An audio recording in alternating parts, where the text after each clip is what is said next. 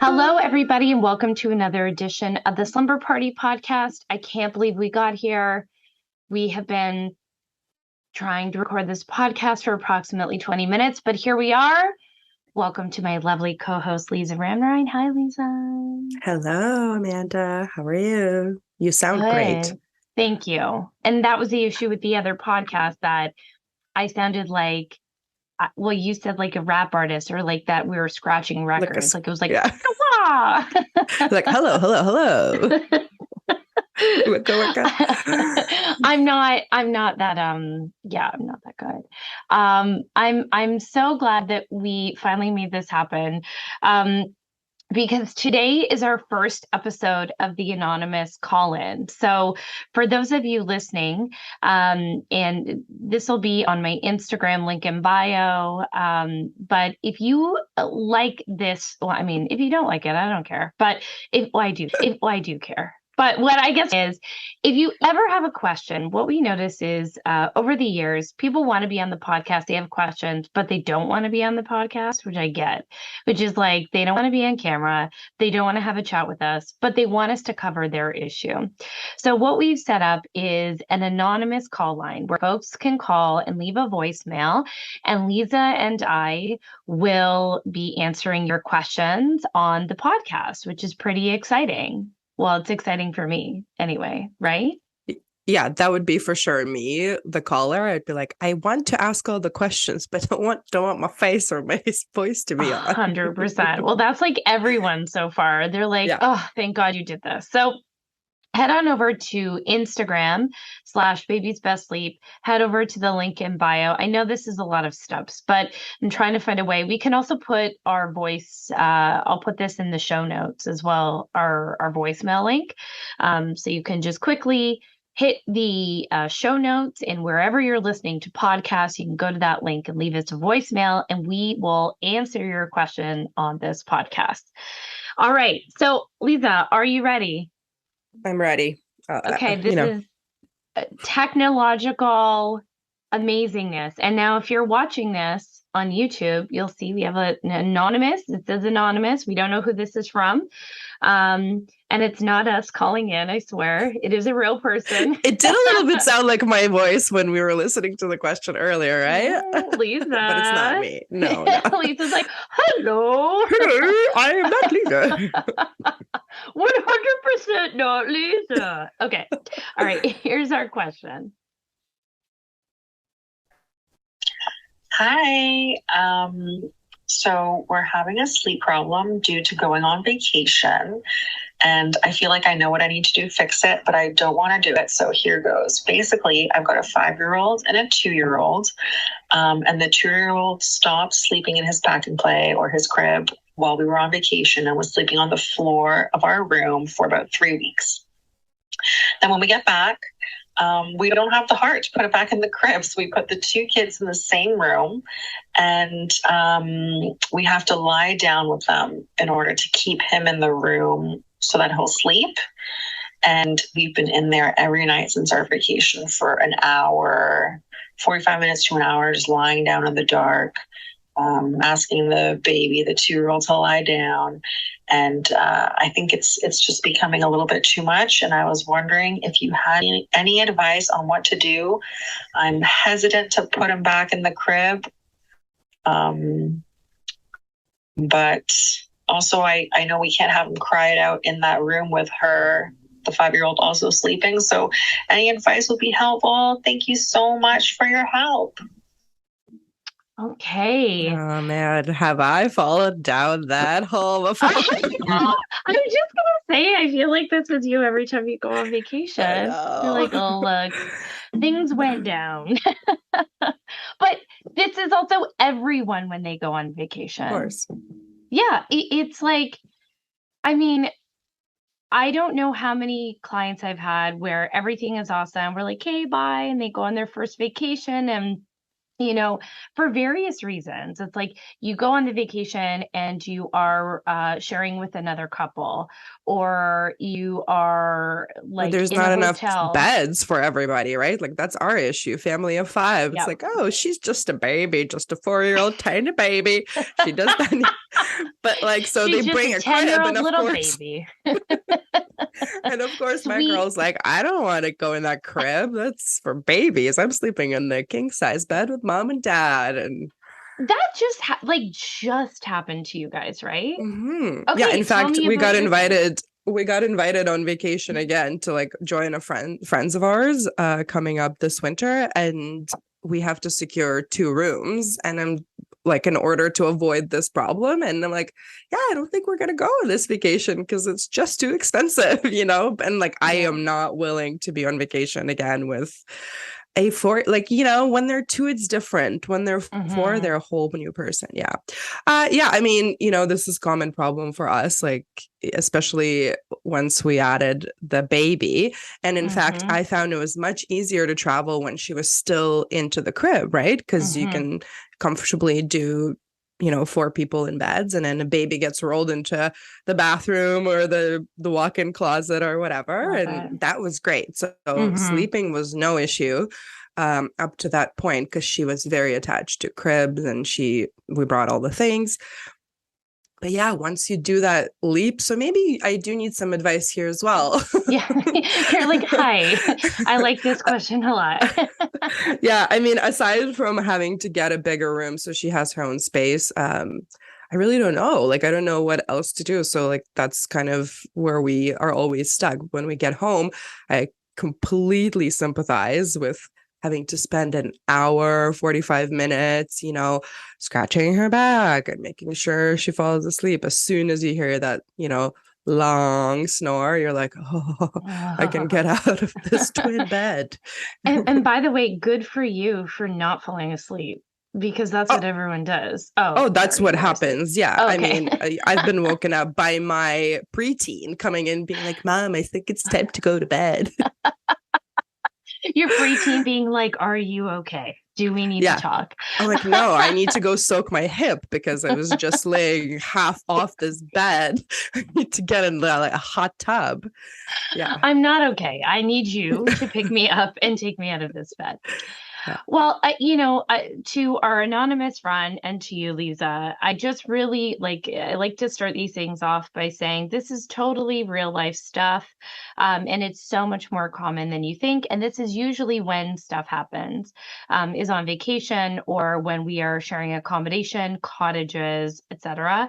Um, and generally, this comes up when, the baby is protesting the new location, or they just simply, you're in this new location, it's a vacation. Generally, I find this happens when, like, you are sharing an accommodation with friends and you're like, I just don't want to have to go down this road in front of my friends or family, or you're in like a cottage and like your baby, because my advice, I'm going to kind of like jump back and forth. So Yeah. apologies for those of you who are listening and are like, what the fuck is she saying or talking about? She's talking in circles. In me, I have like, it all makes sense. But anyway, so You my rounded back up. advice, I ran it back up. I always come around. Yeah. My advice is always is take the L on the first night, meaning it will be crap. If it's going to be crap, it's going to be crap night one or whenever it is. Maybe it's fine night one, and then night two, something happens. And this alerts parents like, oh, crap, like something's wrong. And then we sympathize. Well, yeah, like we're not in their bed. Everything's different. Things are changing. So then there's some mental stories that we tell ourselves, like, you know what? I'm just going to do it while I'm here. Who cares? It's vacation. I'm just going to do this thing here. And When I again, get home, everything is going to be totally chill. Nobody's going to sick. There's going to be no laundry or anything to do. I know I will be sick. Laundry gone. What's laundry? I know I say this every time, but can I say, if you have a laundry service in your neighborhood and you don't want it, I do it on the reg. This is my self-care, is that I do laundry service every week, and you can judge me. But I will say that, like, if you can afford laundry service after a vacation, we did laundry service after Mexico last year. And I was like, well, this woman has my heart, my soul from my whole life who does my laundry. She had all, like, because it was winter, right? And so she pristinely folded and pressed all of my like resort wear dresses. So I literally picked them up, put them into Oh my storage gosh. downstairs. I know, sorry. For all of the like people who do laundry in the relationships, I know that you're salivating. You might be like Yeah. feeling a little titillated by what I said. Y- But, and I have to say it's worth it, even just for that one time post vacation. Okay. Totally. Again, we're getting off topic. We're getting off topic. So the person listening right now is like, oh my God, get to the point. So you were like, fine, I'm just going to like do this thing. I'm going to sit with my kid. I'm going to pat them. I'm going to hold them, shush them, feed them to sleep. I'm going to do all the things I know I don't have to do because when I get home, we'll just go back to basics. But the reality is some kids do. Some kids know the difference. Like that was then, this is now. I don't, you know, some don't even want to do those things. So that can happen. I'm not going to say like someone's definitely listening right now being like, well, that's what I do every vacation. Yes, that does happen. But if you have kids that are like, you know your kids, right? Or you've done this once and, you know, our anonymous caller said, I know what I have to do. I just don't want to do it, which is really, really funny. And that is like every one of my clients. Yep. Um, but when you assist to sleep, there is always a risk that it's not just that one time because kids don't get this concept of sometimes. And so if you don't want to be doing it and you're not sure that your kid is that kid, so what I say is take the loss on the first night or that first night of protest, meaning that when your kid is saying, you know, freaking out, I don't want to sleep in this pack and play, or freaking out, I will not stay in my room. Hold your boundary for that one night. They are going to cry. They are going to protest. They're going to be mad. You're going to hold a loving, firm boundary, whatever that looks like for you and your family. That might mean like in terms of, you know, your 2-year-old, when the, like, please don't think I'm a judgy bitch, but when parents say to me, they wouldn't stay in their crib. Now, if they were 4 or 5, yeah, I get that. Like that kid's gonna get out of their bed. But when they're in their crib, come on. When they say they wouldn't stay, that more sounds like to me they were protesting, and so I took them out. And so your babies are babies. Can you hear that? Okay, that's good. I swear to God, my husband has a spidey sense of when I'm doing something and I'm recording. And he's like, you know what? I'm going to beat steaks now. This is when I'm going to do it. I'm going to beat steaks. I'm going to smash pans. I'm going to do it all right now. Anyway, so when those things happen, I need you to say, look, I know that you're upset and I know that we're in a new location and it can feel weird and new, but I'm not going to assist you to sleep. This is where you are sleeping tonight. And once you get past that first night, the rest of your vacation is a breeze, honestly. But let's say, like most of you didn't do that. Okay. Because no one does, right? They go on vacation. They're like, yay, we're on vacation mode. I don't care. And then you get home. The answer really is you have to get back to basics, which is tough because you just got back from vacation. You just flew with 2 young kids and that's exhausting. Then you get home, you're like, not tonight, forget it. Like, I have a pile of laundry to my head. It's not happening. And then we kind of like get a little bit, you know, confusing. So here's what everyone does. They get home that first night, they're tired. They're like, okay, you're back to your bed. Your kid's like, no, I sleep with you now. That's what happened on vacation. They cry, cry, cry, cry, cry. You say, okay, fine, just come to my bed. We do all the things. Now what's happened is that the child has learned I have to cry in order to have this behavior reinforced.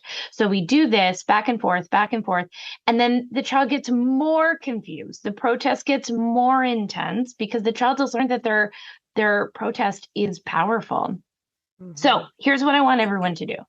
When you go on vacation, if you know that you can't keep it together, then have a date. All right, when we get home, we're going to co-sleep for the first 3 days. We're not going to change anything. You're not going to ask any behavior changes of your child at all. And then what I'm going to ask you to do is pick that date. So the first 3 days, day 4, on those days, even if they are a little tiny baby 4-year-old, no, they're a tiny baby, you're going to tell them every day, you can sleep with mommy and daddy, but on Friday or this day, print out a calendar, show them today's the day that you go back to your bed. So they're really prepared. You're really prepared. You've made a commitment out in the air, out in the ether. You're manifesting it. Okay. You've done that. And then when you're ready to go, you're ready to go. Give yourself 3 nights of sleep, have a plan, and then stop helping to sleep.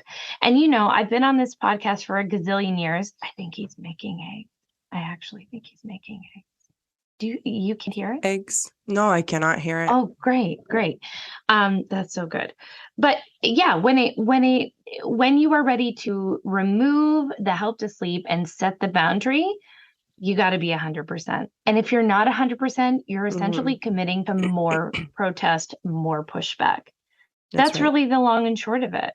Yeah. Tell me your experience, because I know that you did make the change with your Yeah, child. I mean, Tell me about it. I think I think that's the sort of like the main takeaway here is that you really, I think even during the time that she was smaller, she would get the concept that her bed is just her bed, right? Like you can rationalize it to a certain point. I mean, I don't know, at least with my tiny genius baby, I could.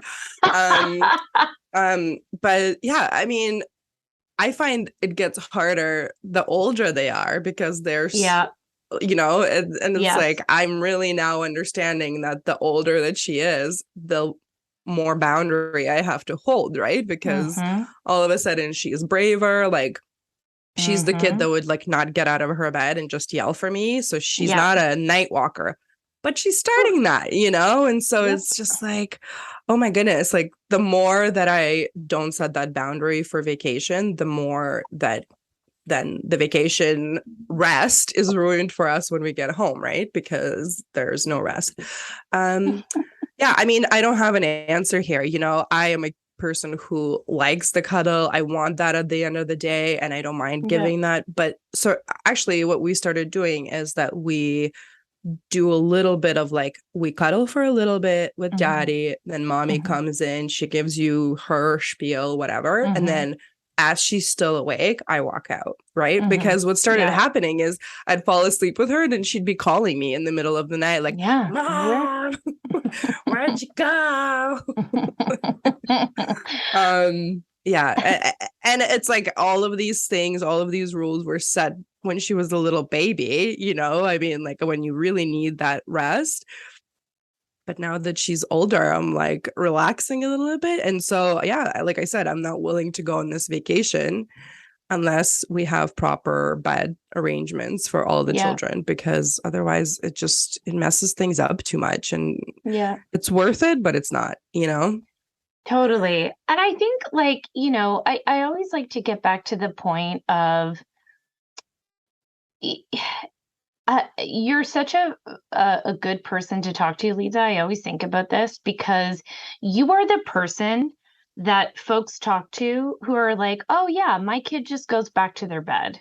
And then other folks hear that and they're like, why doesn't my kid do that? Or my kid should be able to do that.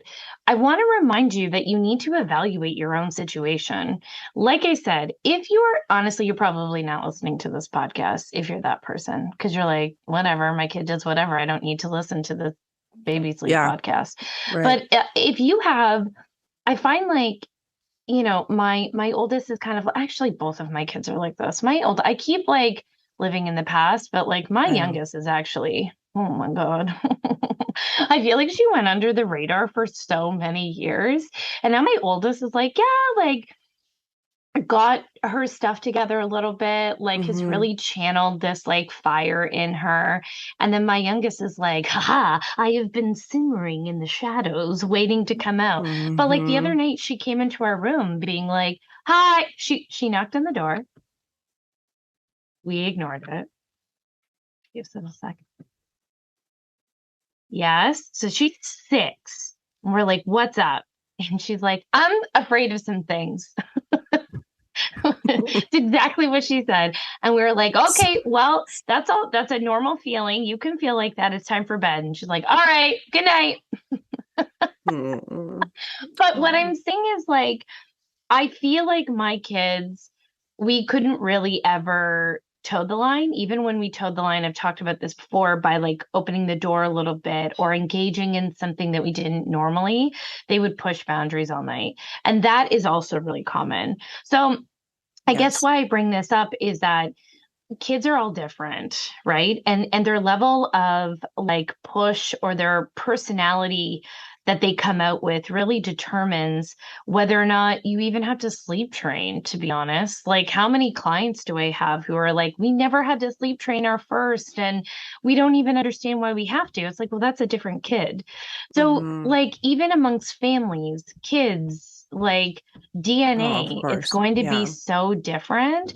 So Yeah. give yourself a break if you find like, man, we went on vacation. I never had to do this before. Or Lisa's my friends and her kids are bed hopping and like they get it. Why don't mine? Well, it's just a different kid. But look Um, at even the evolution of me starting with you on this podcast last year. And I'm like, yeah, like, sometimes she comes, sometimes she goes. Like, we just have clear boundaries. But it's getting worse. it changes. Actually, that's such Yes. a good point that kids change. Yeah. And she just like, she's so much more in love with me. And I'm so much cuddlier nowadays that she just wants me more. Well, and And it's a that's another problem. thing. Well, parents struggle with this concept of they've never done this before. So it shouldn't be something that they do now. Yeah. And like, And I also find like after she goes to school, like when they start school, I miss her, right? So then when she gets home and it's like nuts, between mhm, the hours of 4 p.m. when they get home to like dinner time, and it's just complete mayhem. And by the mhm, time she goes to bed, it's like that's my time with her.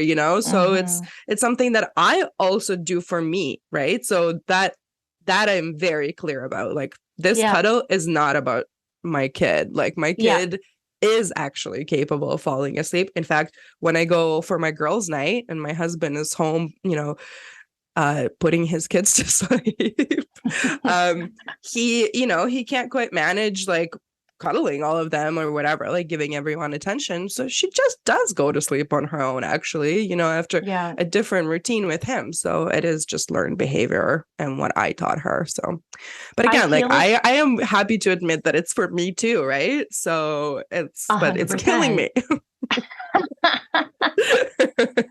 It's like too much wine, right? Like, I love this. I love it. And then the next day you're like, I've made mistakes in my Yes. life. Why did I have wine? Why did I have a kid? Um, Yeah.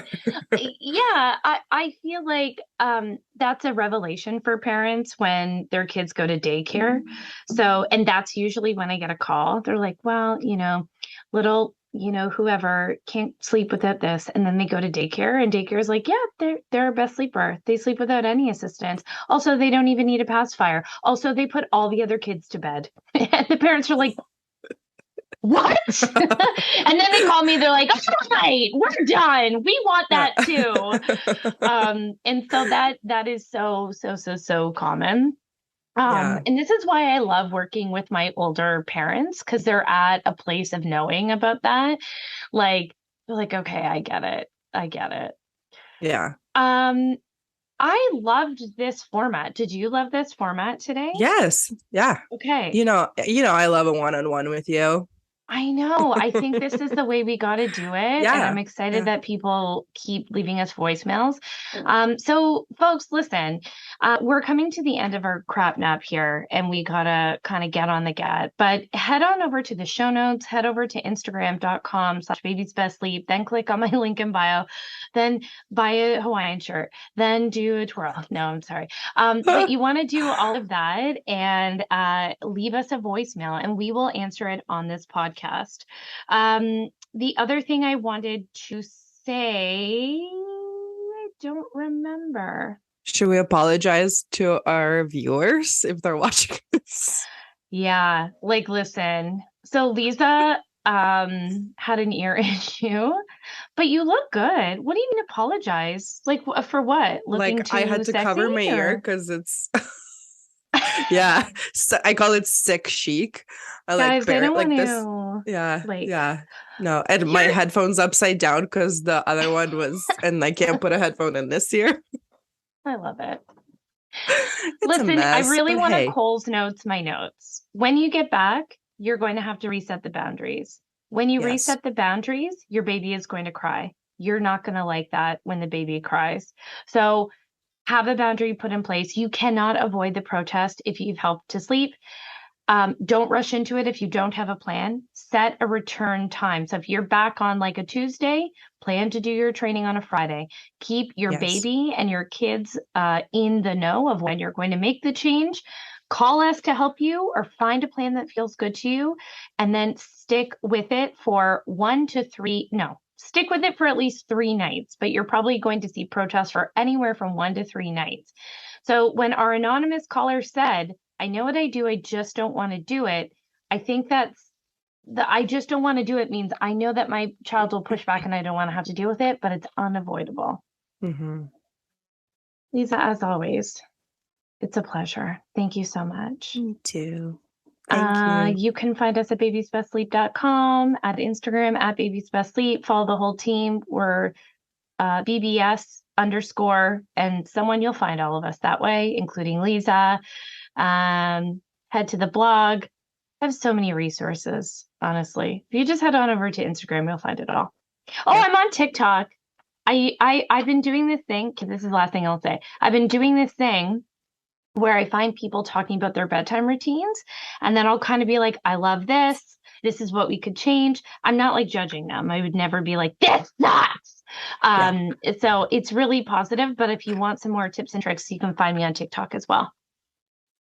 So Okay. good. Bye. Bye.